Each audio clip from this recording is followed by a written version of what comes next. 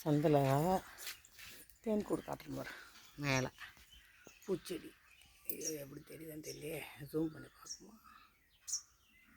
இதோ தெரியுதா? அதுதான் தேன் கூடு. ஜூமில் உனக்கு அப்படி தெரியுது. மெட்ட மேலே அந்த பூச்செடியோட இதில் இருக்குது. இல்லை, இந்த பூஞ்செடி மேலே இருக்குது. மேலே அங்கே பாரு. அதான் அது. இது வந்து கருவேப்பிலை செடி. இது கருவேப்பிலை. இது மாஞ்செடி.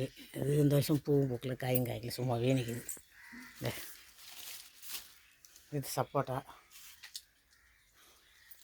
இது வந்து மணி பிளான்ட். இது சிவத்து பூச்சியாக இருக்குது பாரு.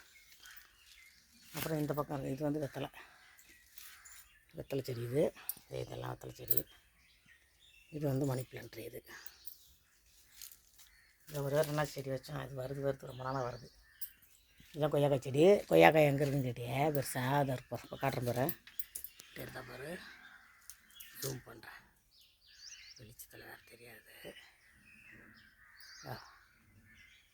அந்த ஒரு கிளையில் தான் லைனாக பார்த்துட்டேன். அப்படியே ஃபுல்லாக நெடுக்க அப்படியே ஒரு காயை. அது வரைக்கும் ஃபுல்லாக காய் தான்.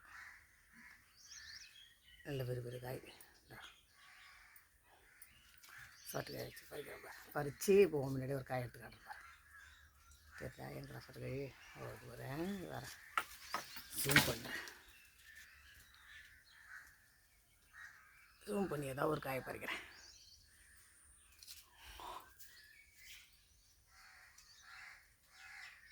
சொட்டுக்காய் இதை இருக்கா? காய் எங்கே இருக்குது பார்க்குறோம்.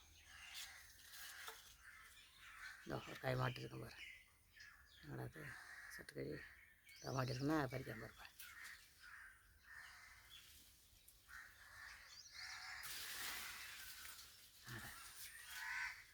கிளைய கட்டாயிடுச்சு, வந்துடுச்சு. வந்துடுச்சு பாருங்க. அப்படி இந்த காய் இப்போ ஜூமில் இருக்குது.